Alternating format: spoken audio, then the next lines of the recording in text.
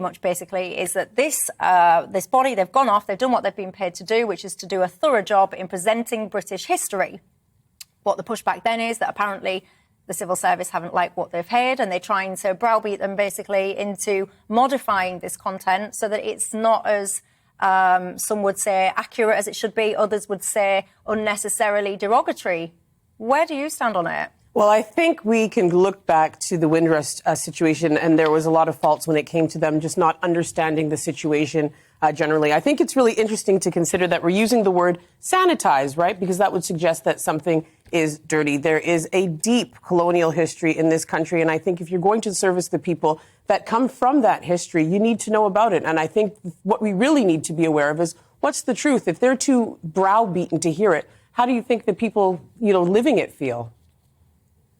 I think that we do need to be balanced. I think that we need to have an accurate picture of history. But I think when it comes to the topic of empire and colonialism, it can get swallowed up by really a left-wing ideological agenda that seeks to paint this country's history as wholly negative. And I think with empire and colonialism, there were some awful, awful things that happened, completely evil, and I completely accept that. But at the same time, I just worry that with these, pushes to paint this country as evil, it's sort of a way to guilt trip staff at the Home Office to basically having sort of a bias towards immigrants. I think if you are an illegal immigrant or you've overstayed your visa, etc., then, you should be dealt with accordingly. I don't think guilt over history should colour that.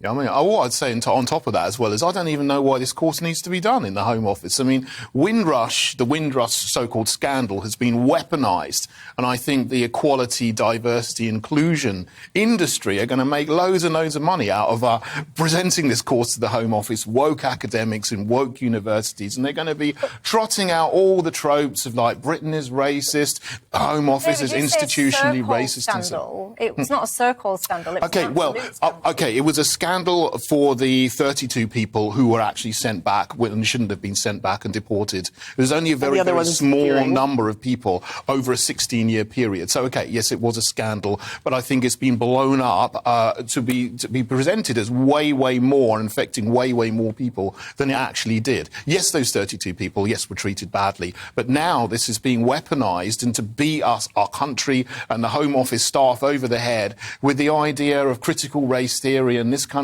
is racist. No. It goes on.